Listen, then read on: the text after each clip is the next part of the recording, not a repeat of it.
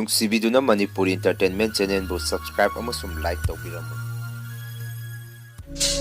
Channel ꯑꯁꯤꯒꯤ ꯃꯥꯏꯀꯩꯗꯒꯤ ꯃꯌꯥꯝꯕꯨ ꯇꯔꯥꯝꯅ ꯑꯣꯛꯆꯔꯤ꯫ ꯉꯁꯤꯁꯨ ꯁꯕꯁꯀ꯭ꯔꯥꯏꯕꯔꯁꯤꯡꯅ ꯍꯥꯞꯄꯤꯔꯛꯄ ꯔꯤꯌꯦꯟ ꯎꯍꯔꯦ ꯁ꯭ꯇꯣꯔꯤ ꯑꯅꯧꯕ ꯑꯃꯃꯨꯛ ꯄꯨꯗꯨꯅ ꯂꯥꯛꯆꯔꯤ꯫ ꯋꯥꯔꯤ ꯑꯁꯤꯕꯨ ꯂꯥꯟꯊꯣꯛꯆꯔꯛꯄ ꯃꯇꯝꯗ ꯁꯣꯏꯈꯤ ꯂꯥꯟꯈꯤꯕ ꯌꯥꯎꯔꯕꯁꯨ ꯃꯌꯥꯝꯗ ꯉꯥꯛꯄꯤꯅꯕ ꯍꯥꯏꯖꯔꯤ꯫ ꯐꯔꯦ ꯑꯗꯨꯗꯤ ꯃꯌꯥꯝ ꯋꯥꯔꯤꯁꯤ ꯍꯧꯅꯕ ꯇꯧꯖꯔꯒꯦ꯫ ꯑꯌꯨꯛ ꯑꯉꯟꯕꯅꯤ ꯕꯕꯥꯁꯤ ꯃꯍꯧꯁꯥꯒꯨꯝ ꯉꯟꯅ ꯍꯧꯒꯠꯇꯨꯅ ꯋꯥꯀꯤꯡ ꯊꯣꯛꯈ꯭ꯔꯦ꯫ ꯌꯨꯝꯒꯤ ꯃꯤꯑꯣꯏꯁꯤꯡ ꯑꯩꯈꯣꯏꯗꯤ ꯇꯨꯝꯗꯨꯅ ꯂꯩꯔꯤ꯫ ꯕꯕꯥꯅ ꯋꯥꯀꯤꯡ ꯍꯜꯂꯛꯑꯗꯨꯐꯥꯎ ꯏꯃꯨꯡꯒꯤ ꯃꯤ ꯑꯃꯠꯇ ꯇꯨꯝꯕ ꯍꯧꯒꯠꯅꯔꯝꯗ꯭ꯔꯤꯕꯗꯨꯗ ꯕꯕꯥꯁꯦ ꯊꯣꯡꯒꯥꯟꯗꯒꯤ ꯎꯔꯥꯎ ꯊꯔꯥꯎꯗꯨꯅ ꯆꯪꯉꯛꯏ꯫ ꯀꯩꯅꯣꯅꯦ ꯍꯧꯖꯤꯛ ꯐꯥꯎꯕ ꯇꯨꯝꯕ ꯍꯧꯒꯠꯅꯔꯝꯗ꯭ꯔꯤꯁꯤꯕꯣ? ꯑꯌꯨꯛꯀꯤ ꯈꯕꯔꯁꯨ ꯅꯈꯣꯏꯅ ꯂꯧꯁꯜꯂꯝꯗ꯭ꯔꯕꯅꯤꯅ ꯍꯨꯏꯅ ꯃꯄꯥꯟ ꯊꯣꯛꯆꯜꯂꯝꯃꯕ ꯃꯥꯜꯂꯤ꯫ ꯏꯆꯣꯠ ꯍꯦꯛ ꯆꯣꯠꯂꯒ ꯅꯝꯊꯤꯕꯗ ꯍꯧꯒꯠꯅꯔꯣ ꯍꯧꯒꯠꯅꯔꯣ, ꯉꯁꯤꯁꯦ ꯂꯝꯇꯥ ꯊꯥꯡꯖ ꯑꯍꯧꯕ ꯅꯨꯃꯤꯠꯅꯤ, ꯃꯁꯤ ꯅꯣꯏꯗꯤ ꯑꯃꯠꯇ ꯈꯪꯖꯔꯝꯃꯣꯏꯅꯦ꯫ ꯑꯁꯨꯝꯅ ꯕꯕꯥꯅ ꯁꯨꯃꯥꯡꯗꯒꯤ ꯇꯨꯝꯕ ꯍꯧꯒꯠꯅꯕ ꯕꯕꯥꯅ ꯂꯥꯎꯕ ꯈꯣꯡꯕ ꯍꯧꯔꯛꯈꯤ꯫ ꯑꯃꯔꯣꯝꯗ ꯏꯃꯥꯗꯤ ꯕꯕꯥꯁꯤ ꯏꯁꯧ ꯂꯥꯡꯉꯛꯑꯒꯗꯤ ꯏꯃꯥꯅ ꯕꯕꯥꯁꯤ ꯌꯥꯝꯅ ꯀꯤꯕꯅꯤ꯫ ꯑꯗꯨꯅ ꯑꯩꯈꯣꯏ ꯏꯃꯥꯗꯤ ꯕꯕꯥꯅ ꯂꯥꯎꯔꯛꯄꯗꯨꯗ ꯐꯨꯛ ꯂꯥꯎꯅ ꯍꯧꯒꯠꯈ꯭ꯔꯦ꯫ ꯏꯆꯟꯅꯨꯄꯤꯒ ꯗꯗꯥꯒꯩꯒꯗꯤ ꯇꯨꯝꯕ ꯍꯧꯒꯠꯇ꯭ꯔꯤ꯫ ꯅꯣꯡꯉꯥꯜꯂꯝꯗꯥꯏ ꯅꯣꯡ ꯈꯤꯛꯑꯝꯕꯗꯨꯗ ꯇꯨꯝꯕ ꯅꯨꯡꯉꯥꯏꯗꯅ ꯑꯗꯨꯝ ꯇꯨꯝꯁꯜꯂꯝꯃꯤ꯫ ꯉꯥꯏꯍꯥꯛꯀꯤ ꯃꯇꯨꯡꯗꯗꯤ ꯏꯃꯥꯒ ꯇꯤꯟꯅꯕ ꯅꯦꯅꯦ ꯑꯃ ꯑꯩꯈꯣꯏꯒꯤꯗ ꯀꯣꯏꯔꯛꯏ꯫ ꯑꯗꯨꯒ ꯏꯃꯥꯗ ꯍꯦꯃꯥꯕꯇꯤ, ꯂꯩꯔꯛꯁꯦ ꯂꯥꯏ ꯁꯥꯟꯅꯕ ꯃꯤ ꯂꯩꯔꯕ ꯈꯪꯗꯦ, ꯉꯁꯤ ꯅꯠꯇ꯭ꯔꯣ ꯂꯝꯇꯥ ꯊꯥꯡꯖꯁꯦ? ꯑꯗꯨꯒ ꯉꯁꯥꯏꯋꯥꯏ ꯑꯌꯨꯛꯇ ꯌꯨꯝꯒꯤ ꯃꯤꯅ ꯇꯨꯝꯕ ꯍꯧꯒꯠꯅꯔꯛꯄꯗ ꯈꯣꯏ ꯂꯝꯖꯥꯎ ꯃꯆꯤꯟꯗ ꯀꯩꯀꯩꯅꯣ ꯁꯤꯡꯖꯨ ꯃꯌꯥꯟ, ꯂꯩ ꯑꯉꯥꯡꯕ ꯑꯃꯨꯕ ꯌꯦꯇꯨꯝꯒ ꯌꯥꯎꯏꯅꯦ꯫ ꯍꯦꯛ ꯎꯕꯗ ꯀꯤꯈꯤꯕ ꯄꯣꯠꯂꯝ ꯈꯔ ꯂꯥꯇꯣꯟ ꯑꯃꯗ ꯅꯤꯡꯊꯤꯖꯅ ꯍꯥꯞꯄꯒ ꯑꯩꯈꯣꯏꯒꯤ ꯗꯨꯀꯥꯟ ꯃꯥꯡꯗ ꯁꯣꯔꯣꯛꯀ ꯇꯥꯏꯅꯅ ꯊꯥꯗꯣꯛꯑꯝꯃꯤ꯫ ꯃꯁꯤꯕꯨ ꯀꯅꯥꯅ ꯇꯧꯔꯤꯖꯥꯠꯅꯣ ꯑꯣꯟꯊꯣꯛꯅ ꯆꯥꯎꯈꯠꯈꯤꯗ꯭ꯔꯦ꯫ ꯑꯩꯈꯣꯏ ꯅꯨꯄꯥꯁꯨ ꯌꯥꯝꯅ ꯁꯥꯍꯧꯔꯦ꯫ ꯗꯥꯎꯊꯨꯝ ꯌꯥꯔꯣꯏ ꯑꯌꯨꯛ ꯑꯉꯟꯕꯁꯤꯗ ꯁꯤꯒꯨꯝꯕꯁꯤꯅ ꯍꯥꯟꯅ ꯃꯥꯌꯣꯛꯅꯕꯁꯤ ꯂꯩꯀꯥꯏ ꯑꯁꯤ ꯂꯩꯅꯤꯡꯗ꯭ꯔꯦ ꯍꯥꯏꯗꯅ ꯑꯩꯒꯤ ꯅꯨꯄꯥꯗꯨ ꯏꯁꯧ ꯌꯥꯝꯅ ꯂꯥꯡꯍꯧꯔꯤ ꯍꯥꯏꯔꯝꯃꯤ꯫ ꯏꯃꯥꯅ ꯑꯃꯨꯛ ꯈꯪꯗꯦ ꯈꯪꯗꯦ ꯇꯧꯔꯤꯁꯤ, ꯑꯩꯈꯣꯏ ꯑꯁꯥꯏꯁꯤꯕꯨ ꯂꯝꯅ ꯄꯨꯗꯣꯔꯤꯕ꯭ꯔꯥ ꯃꯤꯅ ꯄꯨꯗꯣꯔꯤꯕ꯭ꯔꯥ ꯈꯪꯗꯦ, ꯆꯥꯎꯈꯠꯄꯗꯤ ꯈꯔ ꯋꯥꯠꯂꯤ꯫ ꯑꯗꯨꯕꯨꯗꯤ ꯊꯥꯏꯅ ꯂꯩꯈꯤꯗꯕ ꯑꯩꯈꯣꯏ ꯏꯃꯥ ꯍꯣꯏꯅꯁꯨ ꯀꯔꯤꯒꯨꯝꯕ ꯋꯥ ꯈꯔ ꯍꯥꯏꯕꯤꯔꯝꯕ ꯂꯩ꯫ ꯁꯨꯃꯥꯏꯅ ꯂꯝꯇꯥ ꯊꯥꯡꯖ ꯅꯨꯃꯤꯠꯀꯨꯝꯕ ꯅꯠꯇ꯭ꯔꯒ ꯅꯣꯡꯃ ꯋꯥꯠꯂꯤꯉꯩꯒꯨꯝꯕꯗꯒꯤ ꯂꯥꯏ ꯁꯥꯟꯅꯕ ꯃꯤꯁꯤꯡꯁꯤꯅ ꯃꯈꯣꯏꯅ ꯁꯥꯟꯅꯔꯤꯕ ꯂꯥꯏ ꯑꯗꯨ ꯀꯧꯊꯣꯛꯑꯒ ꯃꯆꯤꯟꯖꯥꯛ ꯇꯝꯂꯕꯗꯤ ꯂꯥꯏ ꯑꯗු ꯃꯄꯥꯡꯒꯜ ꯂꯩ, ꯃꯥꯕꯨ ꯁꯥꯟꯅꯔꯤꯕ ꯃꯤ ꯑꯗꯨꯅ ꯍꯥꯏꯕꯁꯤ ꯌꯥꯝꯅ ꯏꯜꯂꯤ ꯍꯥꯏꯅꯩ꯫ ꯂꯝꯇꯥ ꯊꯥꯡꯖ ꯍꯥꯏꯕꯁꯤꯗꯕꯨ ꯀꯅꯥꯒꯤ? ꯁꯔꯣꯏ ꯉꯥꯔꯣꯏ ꯇꯤꯟꯃꯨ ꯂꯩꯃꯨ ꯃꯌꯥꯝ ꯑꯃꯒꯤ ꯍꯔꯥꯎ ꯃꯊꯣꯏ ꯀꯥꯕ ꯅꯨꯃꯤꯠ, ꯃꯈꯣꯏ ꯃꯁꯦꯟ ꯁꯛꯈꯪ ꯃꯥꯏꯈꯪꯅꯕ ꯃꯤꯗꯧꯅ ꯃꯦꯂꯥ ꯇꯧꯕꯗ ꯂꯥꯛꯄꯗꯨ ꯃꯗꯨꯒꯨꯝꯕꯅꯤ꯫ ꯃꯔꯛꯇꯨꯗ ꯃꯤꯑꯣꯏꯕꯅ ꯁꯥꯟꯅꯔꯤꯕ ꯂꯥꯏ ꯑꯗꯨꯁꯨ ꯅꯨꯃꯤꯠꯇꯨꯗ ꯄꯨꯊꯣꯛꯄꯤꯔꯒ ꯁꯔꯣꯏ ꯉꯥꯔꯣꯏ ꯃꯌꯥꯝꯗꯨꯒ ꯄꯨꯜꯍꯟꯕꯤꯕꯁꯤ ꯌꯥꯝꯅ ꯍꯔꯥꯎꯖꯩ ꯍꯥꯏ꯫ ꯑꯗꯨꯅ ꯃꯥꯕꯨ ꯁꯥꯟꯅꯔꯤꯕ ꯂꯥꯏꯄꯨꯗꯨꯅ ꯍꯥꯏꯕꯁꯤ ꯏꯜꯂꯤ, ꯆꯥꯒꯦ ꯊꯛꯀꯦꯒ ꯅꯤꯡꯉꯥꯏ ꯄꯥꯡꯅ ꯇꯧꯗꯦ ꯍꯥꯏ꯫ ꯈꯪꯗꯦꯀꯣ, ꯃꯁꯤꯁꯨ ꯊꯥꯏꯅ ꯑꯩꯈꯣꯏ ꯏꯃꯥꯅ ꯑꯩꯈꯣꯏꯗ ꯋꯥꯔꯤ ꯂꯤꯕꯤꯔꯝꯕꯅꯤ꯫ ꯑꯗꯨꯝꯅ ꯅꯈꯣꯏꯒꯤꯗ ꯀꯩ ꯀꯩꯅꯣ ꯇꯧꯔꯝꯃꯤ ꯍꯥꯏꯔꯤꯗꯨꯁꯨ ꯇꯧꯔꯤꯕ ꯑꯣꯏꯔꯤꯅꯤ ꯍꯥꯏꯗꯅ ꯏꯃꯥꯅ ꯍꯥꯏꯔꯝꯃꯤ꯫ ꯗꯗꯥꯒꯩꯒꯁꯨ ꯏꯃꯥꯒꯤ ꯋꯥꯔꯤꯗꯣ ꯑꯩꯈꯣꯏꯒꯤ ꯀꯥꯗꯒꯤ ꯇꯥꯔꯝꯃꯤ꯫ ꯃꯗꯨꯗ ꯑꯩꯈꯣꯏꯁꯨ ꯋꯥꯔꯤ ꯁꯨꯝ ꯅꯨꯡꯉꯥꯏꯈꯠꯂꯛꯄꯗꯒꯤ ꯅꯣꯛ ꯅꯣꯛꯇꯨꯅ ꯏꯃꯥ ꯍꯣꯏꯒꯤ ꯃꯅꯥꯛꯇ ꯆꯪꯉꯝꯃꯤ꯫ ꯑꯩꯅꯁꯨ ꯏꯃꯥꯗ ꯏꯃꯥ ꯑꯗꯨꯕꯨ ꯑꯣꯏꯊꯣꯛꯄ ꯌꯥꯕ ꯋꯥꯔꯅꯤ, ꯂꯝꯇꯥ ꯊꯥꯡꯖ ꯅꯨꯃꯤꯠꯇ ꯂꯥꯏ ꯁꯥꯟꯅꯕ ꯊꯣꯛꯎꯕ꯭ꯔꯥ ꯍꯥꯏꯕꯕꯨ ꯂꯥꯏ ꯁꯥꯟꯅꯕ ꯃꯤꯒ ꯊꯋꯥꯏ ꯂꯥꯟꯗꯅ, ꯑꯗꯣ ꯊꯥꯏꯅꯗꯤ ꯂꯝꯕꯦꯟꯗꯒ ꯁꯔꯣꯏꯒ ꯈꯥꯡꯉꯝꯕꯁꯤ ꯌꯥꯝꯅ ꯀꯤꯖꯔꯝꯕꯅꯤ꯫ ꯁꯔꯣꯏ ꯉꯥꯔꯣꯏꯗꯣ ꯑꯩꯈꯣꯏꯒ ꯃꯥꯌꯣꯛꯅꯕꯗ ꯅꯤꯡꯉꯝꯃꯤ꯫ ꯍꯧꯖꯤꯛꯇꯤ ꯃꯤꯑꯣꯏ ꯀꯅꯥꯅꯁꯨ ꯊꯧꯁꯥꯅꯗ꯭ꯔꯦ꯫ ꯁꯔꯣꯏ ꯈꯥꯡꯉꯝꯕꯗ ꯊꯥꯏꯅꯗꯤ ꯆꯥꯟꯗꯤ ꯆꯠꯄꯤ ꯂꯨꯄꯥ ꯆꯠꯄꯤ ꯊꯥꯗꯅꯔꯝꯃꯤꯗꯅ, ꯍꯧꯖꯤꯛꯇꯤ ꯃꯗꯨꯁꯨ ꯇꯧꯅꯗ꯭ꯔꯦ꯫ ꯀꯨꯝꯍꯩ ꯑꯃꯒꯨꯝ ꯃꯃꯥꯡꯗꯨꯗ ꯆꯪꯁꯜꯂꯒ ꯐꯣꯟꯗ ꯚꯤꯗꯤꯑꯣꯕꯨ ꯅꯝꯁꯜꯂꯤ꯫ ꯍꯥꯟꯅꯗꯒꯤ ꯂꯩꯅꯔꯤꯕ ꯆꯠꯅꯕꯤꯁꯤ ꯁꯨꯃꯥꯏꯅ ꯁꯨꯝ ꯑꯍꯣꯡꯕ ꯂꯥꯛꯄꯗꯒꯤ ꯂꯝꯇꯥ ꯊꯥꯡꯖ ꯍꯥꯏꯔꯤꯕ ꯅꯨꯃꯤꯠꯁꯤ ꯀꯅꯥꯅꯁꯨ ꯊꯧꯁꯥ ꯋꯥꯁꯥꯅꯔꯛꯇ꯭ꯔꯦ꯫ ꯍꯧꯖꯤꯛꯀꯥꯟꯁꯦ ꯁꯔꯣꯏ ꯉꯥꯔꯣꯏ ꯍꯥꯏꯕꯕꯨ ꯂꯩꯀꯥꯏ ꯈꯨꯟꯒꯤ ꯌꯨ ꯊꯛꯄ ꯌꯨ ꯉꯥꯎꯕ ꯅꯤꯁꯥ ꯆꯥꯕꯁꯤꯡ ꯑꯁꯤꯅ ꯑꯣꯏꯅ ꯃꯍꯨꯠ ꯁꯤꯟꯈ꯭ꯔꯦ꯫ ꯄꯨꯡ ꯐꯅ ꯊꯦꯡꯉꯐꯥꯎ ꯂꯝꯕꯦꯟ ꯁꯣꯔꯣꯛꯁꯤꯗ ꯅꯤꯁꯥ ꯈꯥꯏꯗꯨꯅ ꯂꯩꯅꯔꯦ꯫ ꯑꯗꯨꯅ ꯍꯧꯖꯤꯛꯀꯥꯟꯗꯤ ꯂꯝꯇꯥ ꯊꯥꯡꯖꯒꯤ ꯁꯔꯣꯏ ꯉꯥꯔꯣꯏꯁꯤꯡ ꯑꯁꯤ ꯃꯤꯔꯛꯇ ꯊꯣꯛꯅꯤꯡꯉꯛꯇ꯭ꯔꯦ꯫ ꯃꯤꯔꯛꯇꯁꯨ ꯃꯣꯏꯗꯧꯅ ꯁꯔꯣꯏ ꯉꯥꯔꯣꯏ ꯃꯥꯟꯕ ꯃꯌꯥꯝ ꯑꯃ ꯊꯣꯛꯆꯜꯂꯛꯄꯁꯤꯗ ꯍꯥꯏꯔꯝꯃꯤ꯫ ꯑꯩꯒꯤ ꯋꯥꯐꯝ ꯑꯗꯨꯗ ꯏꯃꯥꯅ ꯑꯃꯨꯛ, ꯍꯦ ꯑꯗꯨ ꯇꯧꯍꯩꯗꯕꯅꯤꯀꯣ, ꯃꯤꯅ ꯇꯧꯔꯒꯁꯨ ꯅꯣꯏꯗꯤ ꯇꯧꯕ ꯌꯥꯗꯦ꯫ ꯂꯝꯕꯦꯟꯅ ꯏꯃꯥ ꯏꯕꯦꯟꯁꯤꯡꯅ ꯁꯔꯣꯏ ꯈꯥꯡꯉꯝꯃꯒꯁꯨ ꯂꯨꯄꯥ ꯆꯠꯄꯤ ꯑꯅꯤ ꯆꯠꯄꯤ ꯈꯔ ꯍꯦꯛꯇ ꯂꯪꯊꯕꯤꯔꯝꯃꯨ꯫ ꯑꯗꯨꯃꯥꯏꯅ ꯂꯥꯏꯇꯤꯟ ꯇꯤꯡꯈꯦꯠ ꯂꯥꯏꯈꯦꯠꯄꯗꯒꯤꯅꯤ ꯍꯧꯖꯤꯛꯀꯥꯟ ꯃꯑꯣꯡ ꯇꯥꯗ ꯃꯊꯣꯡ ꯃꯔꯝ ꯈꯪꯗꯅ ꯁꯤꯟꯅꯔꯤꯕꯁꯤ꯫ ꯅꯈꯣꯏꯅ ꯈꯪꯗꯕꯒꯤ ꯋꯥꯅꯤ, ꯏꯃꯥ ꯍꯣꯏꯒꯤ ꯃꯇꯝꯗꯗꯤ ꯂꯝꯇꯥ ꯊꯥꯡꯖ ꯅꯨꯃꯤꯠꯃꯨꯛ ꯀꯤꯕ ꯂꯩꯔꯝꯗꯦ꯫ ꯑꯍꯜ ꯍꯥꯏꯕ ꯂꯩꯇꯦ, ꯑꯉꯥꯡ ꯍꯥꯏꯕ ꯂꯩꯇꯦ꯫ ꯂꯝꯇꯥ ꯊꯥꯡꯖ ꯅꯨꯃꯤꯠꯁꯦ ꯌꯨꯝꯗꯒꯤ ꯃꯄꯥꯟ ꯅꯨꯡꯕꯥꯟ ꯀꯌꯥ ꯊꯣꯛꯅꯒꯟꯗꯦ꯫ ꯐꯔꯦ, ꯑꯗꯣ ꯉꯁꯤꯗꯤ ꯅꯌꯥꯝꯕꯒ ꯅꯪꯒꯁꯨ ꯂꯝꯇꯥ ꯊꯥꯡꯖ ꯅꯨꯃꯤꯠꯀꯤ ꯊꯕꯛ ꯁꯨꯇꯤ ꯂꯩꯕ ꯅꯠꯇ꯭ꯔꯣ? ꯑꯗꯨꯅ ꯏꯃꯥ ꯆꯥꯛ ꯈꯔ ꯊꯦꯡꯅ ꯊꯣꯡꯉꯒꯦ, ꯅꯈꯣꯏꯁꯨ ꯊꯕꯛ ꯆꯠꯊꯣꯛꯅꯔꯔꯣꯏꯗꯕꯅꯤꯅ ꯍꯥꯏꯔꯛꯈꯤ꯫ ꯑꯩꯅ ꯑꯃꯨꯛ ꯀꯔꯤ ꯍꯥꯏꯕ ꯏꯃꯥ? ꯀꯗꯥꯏꯗꯒꯤ ꯁꯨꯇꯤꯅꯣ ꯄ꯭ꯔꯥꯏꯚꯦꯠꯀꯤ ꯊꯕꯛꯇꯕꯨ? Suti leite ko ay tabak sa tuwini. Sakto hanagi pungsing mata madumayna adum thongo. Tolok hangamday sida tabak ka mukadrabadi. Tolok ka kini. Mayang masana paiba tabaki makada laybasi wakrabajani. Moina bo ako'y maitaygi lamta thangja kaisi.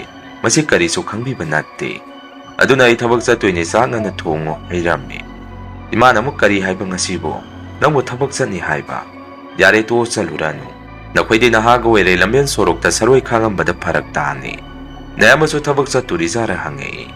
Aduda dadana imaay di sa loy kumay. Imana mo hoy niya na nausiso.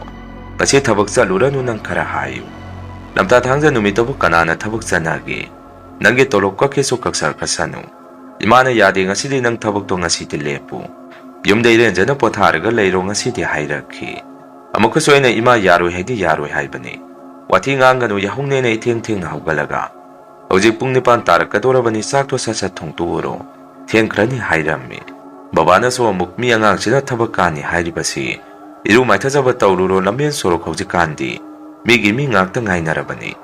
Adoy bunga nang horen tabak sa lamday. Ipagi nakta sangamu. Ipapasa soy bakarapigi. Lamyan sorok ta saroy kanga magadi pasa soy badu. Ama ni hekta lang taramu. Aduwa nga sidi miyam na sakera sa loigera, karang nga nahalak na basutaw. Yari ako'y munggi wari asay daloy salasi. Magi tabag taong naruro hayda na baba na hayrami. Imagi mamanibi malakpado su panabunong aydi. Nako'y munga sisu pare-pare isu sali. Nasano pa tabag ka ni hayba nina. Saga to tung bihawro ay sali hayda na toki. Numito ay siya mahawsa gumiriw may tasabataw ba matong. Sakto aga loy salaga yung dagi torami. Lamjaw machinda su nga sa imagi mamanabi na hayrambado. Madugi mapada mi mayama malep-lep to na. Wari sa ato na lehogi. Saroy kang na ba ahalaman mayama masu. Lambien na torang na bahong nari. Ay so yung dagi tora kan saroy kang mateng na baduda. Nga sa yung na baba na hayraki bado. Kang ning hek ning singaki. Asay di pungkaw hek kawre dana. Baba na nga sa salam dahit sa nga muhay bado. Basa soy baso matayaw di. Ay di nga sa dagi gari sumtawag pa sida.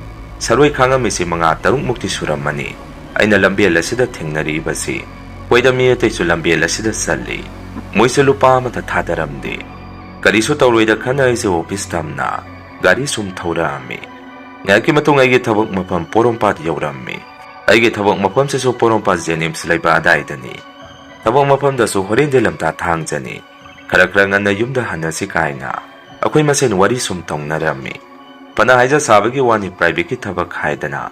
Ado mahanagi pungsing mata maduda hekta tay. Opis tagi torok pada isi pung mga muktari. Ado gaigi yum sina tabalom da sum hayda kidoy ni. Adum nakpani hayba tay. Yum da halagi haydana isi gari sum torok pasida. Aigi kang nazabi nupido mana po na muktok sa laki. Ado ga mana dukan pambani. Ngayak magi manakta sango kaurok padagi. Ay sunong siba na kaurabani na Lamta Thangja ni kaubo makay. Mana layriba makay adum da mukhay darami. Maso dukanda mani singa layrammi. Ay lakpado da imani yung nasana bakwa madayagi asapot. Panayam mana hapirei. Ngayagay sumasangboy na kopi talaga sumpamami. Hayna ba duni nung sibagi manakta laykrabadi. Yung da haning da pungsing pokawi hay duni. Sumayam da wari watay sumsana ba duda. Pungsot tarin muktato kare. Maduday so hay sidi tiyenge ay nahan kidoy siga. Aduna halagi hay din ay si pola do amuktanga. Lagtoga yengo da babay magi miskon mayam sina. Pola do da sauda na layrammi. Agi pola do so kwisalaba ni na betri yam na say. Silent muta ay di matamanang manatammi. Pola do ay so amuktang da halaga tawrammi. Ima ay yung yoksalaka do relambien na layre halaan ni hayrammi. Ima na mo ibungo nga si din ang nanahan kay imada. Yung yawre hay din na natsintibo do tawrano. Dasing na nang buhalabo nga si Lamta Thangja ni imana. Nga din ang karakajik daw ay ragasungnan na nang tiyum da halag papami. Lakay sida maru alam malay sana balayre malayre haydana. Marang gyan may na matatati. Ima pa kalilaw isa di gyan tabani. Yung da halo halag na batawro haydai. Ay nasukoy ba ima ay yaw sa labani. Aw di lamyan suro ka si migi mingagda. Garit ay na bampaw layti. Gariso tawro ay yawraan ni haydana. Ay si pon tamami. Ay na ponwari sana ba dumaso tarami. Maduday ka kang nariba nupido na so imaro. Pon tawrido ay so pahurang gadabani. Pakata na ba ay nga hayraga suyaba dubo hayday. Ay namugyari ng supungin henzalano. Imana ng kasuyada ba nila sabi na dukan pami haydana. Ado ay salilehuro hayramaga. ꯑꯩꯁꯦ ꯒꯥꯔꯤ start ꯍꯦꯛ ꯇꯧꯔꯛꯄꯒ ꯃꯉꯣꯟꯗ phone ꯑꯃ ꯂꯥꯛꯑꯝꯃꯤ ꯑꯗꯨꯒ ꯃꯥꯁꯦ ꯃꯊꯥ ꯌꯥꯝꯅ ꯁꯥꯅ ꯑꯗꯨꯗꯤ ꯀꯃꯥꯏꯅ ꯇꯧꯅꯤ ꯑꯩ ꯍꯧꯖꯤꯛ ꯂꯥꯛꯑꯒꯦ ꯍꯥꯏꯗꯅ ꯐꯣꯟ ꯑꯗꯨ ꯊꯝꯈ꯭ꯔꯕ ꯃꯇꯨꯡ ꯑꯩꯅ ꯑꯃꯨꯛ ꯀꯩꯗꯧꯔꯒꯦ ꯍꯪꯉꯝꯃꯤ ꯃꯗꯨꯗ ꯃꯥꯁꯦ ꯑꯩꯉꯣꯟꯗ ꯍꯥꯏꯗꯣꯔꯛꯎ ꯌꯥꯔꯝꯗꯦ ꯑꯩꯅ ꯑꯃꯨꯛ ꯍꯥꯏꯔꯛꯑꯣ ꯀꯩꯗꯧꯔꯒꯦ ꯀꯅꯥ ꯀꯩꯗꯧꯅꯔꯒꯦ ꯍꯪꯉꯨꯕꯗ ꯃꯥꯁꯦ ꯏꯀꯥꯏ ꯗꯗꯥꯗꯨ ꯌꯨ ꯊꯛꯐꯝꯗꯒꯤ ꯄꯨꯂꯤꯁꯅ ꯐꯥꯔꯒ ꯂꯝꯐꯦꯟ ꯄꯨꯂꯤꯁ ꯁ꯭ꯇꯦꯁꯟꯗ ꯂꯩ ꯍꯥꯏ ꯑꯗꯨꯒꯤꯅꯦ ꯑꯗꯣ ꯅꯪ ꯆꯠꯆꯈ꯭ꯔꯣ ꯑꯩ ꯗꯗꯥ ꯂꯧꯊꯣꯛꯄ ꯑꯃꯨꯛꯇ ꯆꯠꯂꯨꯈꯤꯒꯦ ꯍꯥꯏꯔꯛꯈꯤ ꯑꯩꯅ ꯑꯃꯨꯛ ꯑꯗꯨꯗꯤ ꯀꯃꯥꯏꯅ ꯇꯧꯗꯣꯏꯕ ꯅꯌꯥꯝꯕꯗꯨꯁꯨ ꯌꯥꯔꯣꯏꯅ ꯌꯨꯔꯥꯏ ꯆꯨꯏꯅꯦ ꯑꯗꯣ ꯅꯪꯗꯤ ꯅꯇꯣꯝꯗ ꯆꯠꯇꯣꯏꯔꯣ ꯅꯣꯏ ꯁꯤꯗ ꯂꯩꯕ ꯑꯉꯥꯡ ꯑꯃ ꯍꯧꯅꯔꯒ ꯆꯠꯃꯤꯟꯅꯧ ꯌꯥꯗ꯭ꯔꯣ ꯍꯥꯏꯔꯝꯃꯤ ꯃꯥꯅ ꯑꯃꯨꯛ ꯌꯥꯔꯣꯏꯗ ꯆꯠꯃꯤꯟꯅꯁꯤ ꯌꯥꯔꯣꯏ ꯇꯞꯅ ꯉꯥꯡꯉꯨ ꯃꯤ ꯇꯥꯔꯒ ꯏꯀꯥꯏ ꯑꯩ ꯆꯠꯆꯔꯒꯦ ꯅꯪ ꯍꯜꯂꯣ ꯊꯦꯡꯈ꯭ꯔꯅꯤ ꯏꯃꯥꯅ ꯁꯥꯎꯔꯝꯃꯅꯤ ꯍꯥꯏꯔꯛꯏ ꯀꯣꯟꯅ ꯑꯩꯁꯨ ꯈꯟꯖꯜꯂꯨꯔꯒ ꯃꯥꯒꯤ ꯃꯑꯣꯡ ꯃꯇꯧ ꯑꯗꯨꯗ ꯁꯨꯝ ꯅꯨꯡꯉꯥꯏꯔꯛꯇꯕꯗꯒꯤ ꯂꯥꯛꯑꯣ ꯑꯩꯒ ꯆꯠꯂꯁꯤ ꯑꯗꯣ ꯒꯥꯔꯤꯗꯤ ꯅꯪꯒꯤꯁꯨ ꯑꯃ ꯄꯨꯔꯛꯎ ꯑꯩꯁꯨ ꯁꯠ ꯂꯥꯎꯅ ꯍꯟꯈꯤꯕ ꯌꯥꯅꯕ ꯆꯠꯂꯁꯤ ꯍꯥꯏꯔꯝꯃꯤ ꯑꯩꯅ ꯑꯗꯨꯝꯅ ꯍꯥꯏꯖꯔꯕꯁꯨ ꯃꯥꯅꯗꯤ ꯌꯥꯖꯗꯕꯅꯤ ꯑꯗꯨꯕꯨ ꯎꯄꯥꯏ ꯂꯩꯇꯕꯗꯒꯤ ꯑꯗꯨꯝ ꯃꯥꯒ ꯑꯩꯒ ꯒꯥꯔꯤ ꯑꯃꯃꯝ ꯊꯧꯔꯒ ꯂꯝꯐꯦꯟ ꯄꯨꯂꯤꯁ ꯁ꯭ꯇꯦꯁꯟꯗ ꯃꯌꯥꯝꯕꯗꯨ ꯂꯧꯊꯣꯛꯄ ꯆꯠꯃꯤꯟꯅꯔꯝꯃꯤ ꯃꯐꯝ ꯌꯧꯔꯒ ꯄꯨꯂꯤꯁꯅꯁꯨ ꯑꯩꯁꯦ ꯀꯅꯥꯅꯣ ꯍꯪꯉꯛꯄꯗ ꯃꯥꯒꯤ ꯃꯌꯥꯝꯕꯅꯤ ꯈꯨꯝꯖꯜꯂꯝꯃꯤ ꯏꯕꯥꯅꯤ ꯄꯨꯟꯅ ꯁ꯭ꯇꯦꯁꯟ ꯃꯅꯨꯡ ꯑꯗꯨꯗ ꯆꯪꯉꯒ ꯃꯌꯥꯝꯕꯗꯣ ꯂꯧꯊꯣꯛꯆꯈ꯭ꯔꯒꯦ ꯍꯥꯏꯔꯨꯕꯗ ꯄꯨꯂꯤꯁꯅ ꯁꯨꯝꯅ ꯍꯥꯏꯔꯛꯏ ꯉꯁꯥꯏꯅ ꯊꯥꯗꯣꯛꯄ ꯌꯥꯔꯕꯅꯦ ꯑꯗꯨ ꯅꯈꯣꯏꯒꯤ ꯃꯤꯁꯤꯗꯤ ꯌꯨ ꯉꯥꯎꯔꯒ ꯀꯥꯔꯟ ꯇꯥꯔꯒ ꯂꯩꯔꯦ ꯌꯦꯡꯉꯨꯇꯣ ꯑꯩꯈꯣꯏꯗ ꯐꯥꯎ ꯅꯤꯁꯥ ꯈꯥꯏꯔꯒ ꯂꯩꯔꯤꯁꯤꯅꯤ ꯑꯗꯨꯅ ꯃꯥ ꯍꯟꯕ ꯌꯥꯈꯤꯔꯣꯏ ꯉꯥꯏꯍꯥꯛ ꯂꯩꯖꯈꯤꯁꯅꯨ ꯁꯥ ꯂꯥꯛꯑꯒ ꯋꯥꯔꯤ ꯁꯥꯟꯅꯧ ꯍꯥꯏꯔꯛꯈꯤ ꯋꯥꯔꯤꯗꯣ ꯇꯥꯕꯗ ꯑꯩꯗꯤ ꯀꯣꯛꯁꯦ ꯒꯣꯔꯣ ꯍꯣꯜꯂꯝꯃꯤ ꯃꯌꯥꯝꯕꯗꯨꯁꯨ ꯐꯨꯅꯤꯡꯕꯅ ꯈꯨꯠꯁꯦ ꯃꯔꯦꯡ ꯆꯠꯂꯝꯃꯤ ꯑꯩꯁꯦ ꯃꯄꯥꯟꯗ ꯑꯃꯨꯛ ꯄꯔꯞ ꯆꯦꯟꯊꯣꯔꯛꯇꯨꯅ ꯍꯩ ꯃꯍꯤ ꯈꯔ ꯂꯩꯔꯒ ꯃꯌꯥꯝꯕꯗꯨ ꯄꯤꯊꯛꯀꯦ ꯍꯥꯏꯗꯨꯅ ꯄꯨꯁꯜꯂꯝꯃꯤ ꯃꯗꯨꯁꯨ ꯃꯌꯥꯝꯕꯗꯨꯅ ꯀꯔꯟ ꯇꯥꯕꯒꯤ ꯆꯥꯡꯗ ꯍꯩ ꯃꯍꯤ ꯊꯛꯅꯤꯡꯗꯦ ꯀ꯭ꯋꯥ ꯑꯣꯏꯅ ꯂꯩꯕꯤꯔꯛꯑꯣ ꯍꯥꯏꯖꯜꯂꯛꯈꯤ ꯑꯗꯨꯗꯒꯤꯗꯤ ꯑꯩꯁꯦ ꯈꯣꯏꯗꯧꯁꯦ ꯄꯤꯔꯤ ꯊꯤꯠꯄ ꯍꯧꯔꯝꯃꯤ ꯑꯩꯒ ꯈꯪꯅꯔꯤꯕ ꯃꯉꯣꯟꯗꯁꯨ ꯑꯩꯅ ꯁꯥꯎꯅ ꯈꯥꯅ ꯌꯦꯡꯉꯝꯃꯤ ꯃꯥꯅꯁꯨ ꯑꯩ ꯁꯥꯎꯔꯦ ꯈꯪꯕꯗꯒꯤ ꯃꯌꯥꯝꯕꯗ ꯉꯥꯡꯉꯝꯃꯤ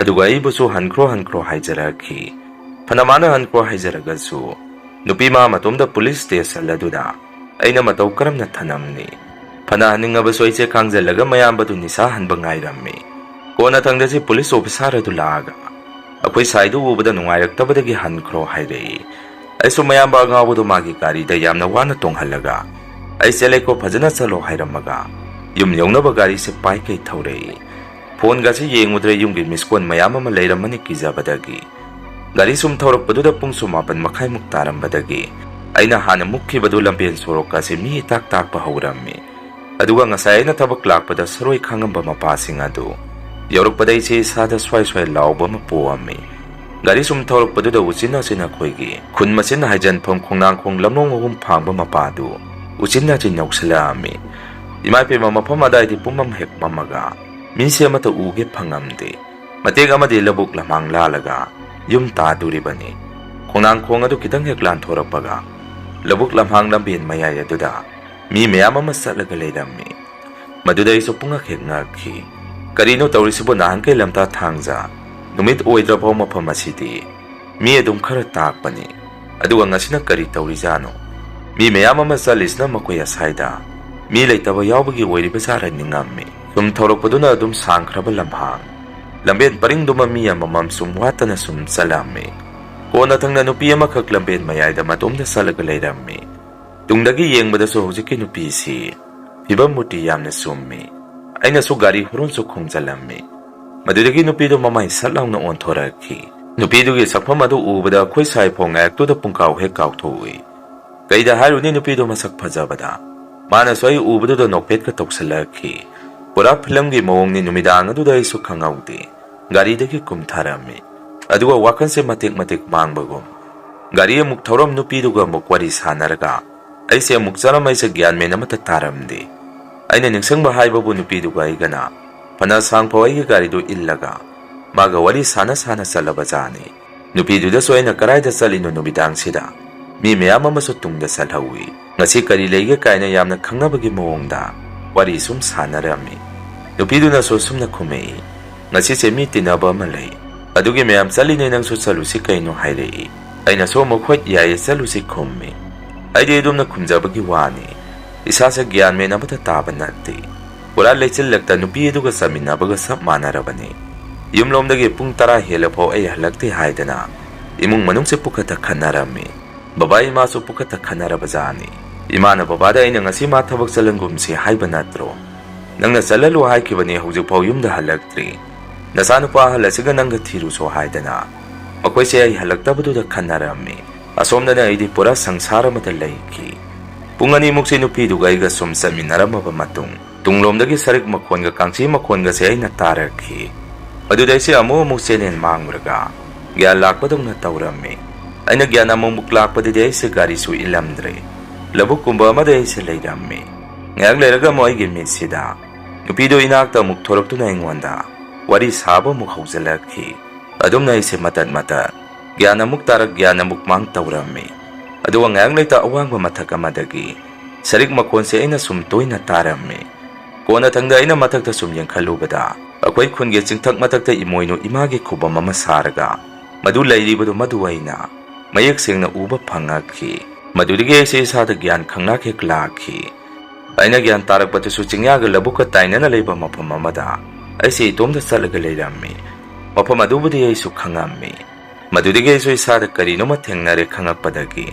pakatana aise lambe ladu tana ba aise hotana selammi tungdana akhoi masakti ude khoi sabulama mathakta paikhibagi maung matauda makhon se ngarang ngangduna itungda tanarakhi aisu khangnai madudai gi tungda lamta thangja gi saroi ngaroi lamang tumangda saktaram badoi ga ongna thengnarure ojei gi tungda tanare haibasi aduna aisu chingthaki event thawi moinu imagi laisang khubamdu chum yenga ga selak paduda lamben sorok tu yausalakhi aigi gari du su mathakta turka leirammi gari doina hugalingai ngasai ga wari sanaki banupidu mamai mamit ikaka mamit mamai mathong maram mamata khangdana nang salage hari ro haidana tungda lepaga leirammi aiso maktang oi ma ai sire hairamduna gari do start tawruga yum yogo pai kai thaurakhi matamadu dai su dum khangjai phanaina gari kana thaujarabasu aigi tungda saroi ngaroi sing adu tanare haibasi adu aiso lepa leitana gari do pai kai thaurami gari sum tharok paduda khoi lekai yoksalami matamadu dai na khali basai gi gari sida lepirakta masini gari kana tharok paduda khoi lekai gi manglei balamjau mopan boroi mokung mapa daida lekai gi lai sanaba miyo yadusu lai sanarambadage lakpaduda masu marumda kana sensan ki aisu kibakra hannaba haidana gari do kana thongna sinse aroi bida thiduna lauksalammi kaidobige duda lai sanari no haidana aduga aise yum nongnaba gari se thaujalammi yum ek yobuga babai ma dada makhoina su sumangda ai lakpa ngaiduna leirammi aisu ima ai sirani hairamaga imungda hotana chensalammi ngakte so makhoiga wari sanarami aina halakpada inga sidi loina thengnare isa sai karino ma tawre haidana thak nikpa makhai wari tamammi imana soigi matodu de isa di mangjare dana haidana kapkhalakhi aisu imana kapido thak nikpa makhai munna dum yenga galei babana sunang karai da saluge karigino asuk thengna bo hanjali ibadi hangai